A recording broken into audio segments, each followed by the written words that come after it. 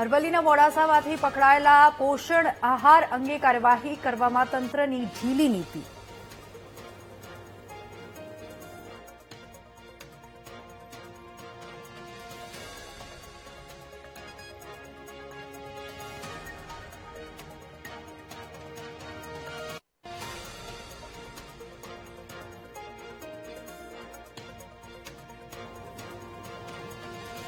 બાલા શક્તિ આહારનો જથ્થો મળ્યાના 2 દિવસ પછી એફઆઈઆર દાખલ કરાઈ છે.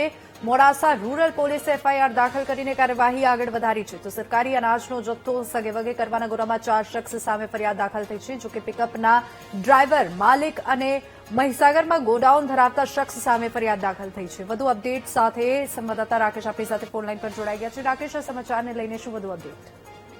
જી ચોક્કસથી વિની, અરવલ્લી જિલ્લામાં જે રીતે 2 દિવસ અગાઉ જે ડાલામાં પૌષ્ટિક આહાર પકડાયો હતો તેનું એક મોટું કૌભાંડ બહાર આવ્યું છે. તેમાં જે મહીસાગરથી ખાનપુર જે સરકારી ગોડાઉન છે તે ગોડાઉનમાંથી જે બાલ શક્તિ અને સગર્ભા મહિલાનું પોષણયુક્ત આહાર હોય છે તે આહારનું મોટું કૌભાંડ કરતા હોય છે. આ લોકો દ્વારા જે કૌભાંડ આચરતા હતા તેને લઈને જે જાગૃત નાગરિક દ્વારા જે ડાલો પકડવામાં આવ્યો હતો અને ડાલામાં જે પૌષ્ટિક આહાર મળી આવ્યો હતો. ત્યારબાદ મોડાસા પોલીસ દ્વારા જે કાર્યવાહી કરવામાં આવી હતી ને તેમાં 4 લોકો સામે નામજોગ ફરિયાદ દાખલ કરવામાં આવી છે.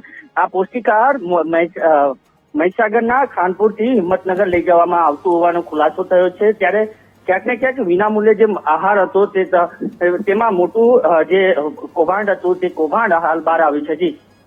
જી બિલકુલ રાકેશ, આભાર સમગ્ર માહિતી બદલ.